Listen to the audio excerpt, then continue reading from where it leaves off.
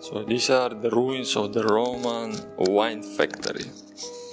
Here the wine was fermented, and in this place there were like the preparation of the grapes. And here is the most interesting part.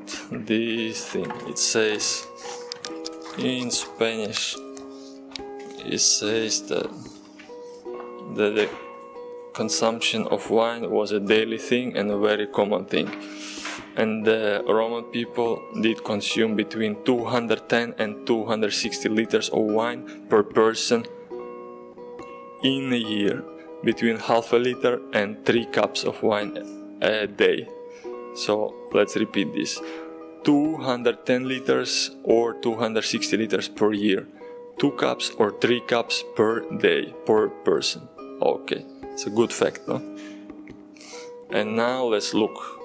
So this is in the Roman colonies where they produce wine for the daily consumption of 1, 2 or 3 cups of wine per day, mostly 2 or 3 cups. So, and now look at the facts.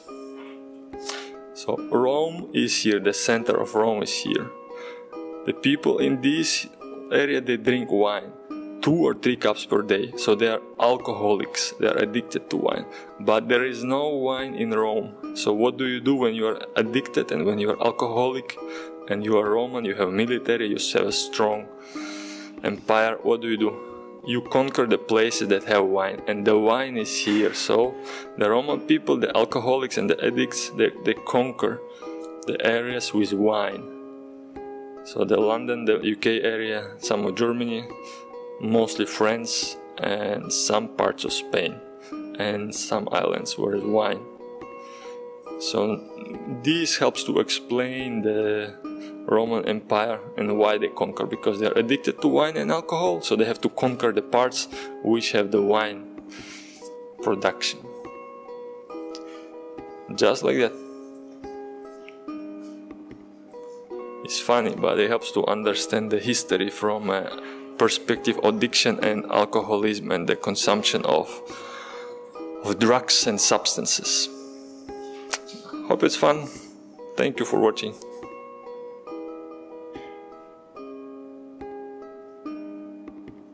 And now there is a good question. What about our culture? Is our culture addicted to something? Are we addicted to chocolate? Look at this chocolate. How much chocolate is there? Are we addicted to sweet products? Like this, sweeties, sweeties, sweeties, sweeties, sweeties, sweeties, all sweeties. Are we addicted to those sweeties, or is it just accidental? Is our culture addicted to sugar? Or what are the effects on this beyond the health, the personal health? Are we exploiting some country for sugar and sweet products? Are we destroying the environment, or are we messing around? Or is our culture built around the addiction to sugar?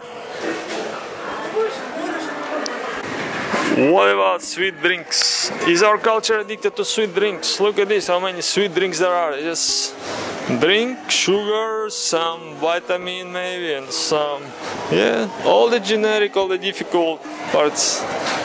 Refrigerated, available in every country in the world. You can buy a vaccine in the supermarket, but you can't buy a sugary drink. Why can't you buy vaccines and medicines in the supermarket, but you can buy sugary drinks?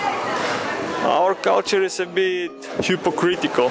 Everything to mess up your health, but nothing to support it in the long term, like a vaccine, oral vaccine in the supermarket. Just not going to be.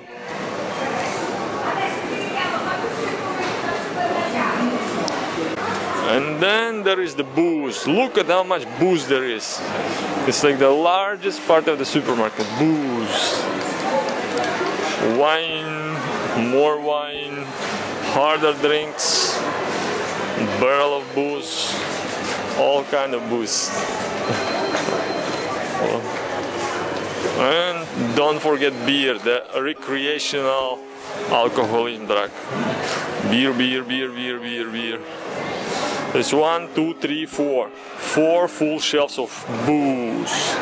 Is our culture not that different from the Roman one? We just found a better way to extract the alcoholic drinks.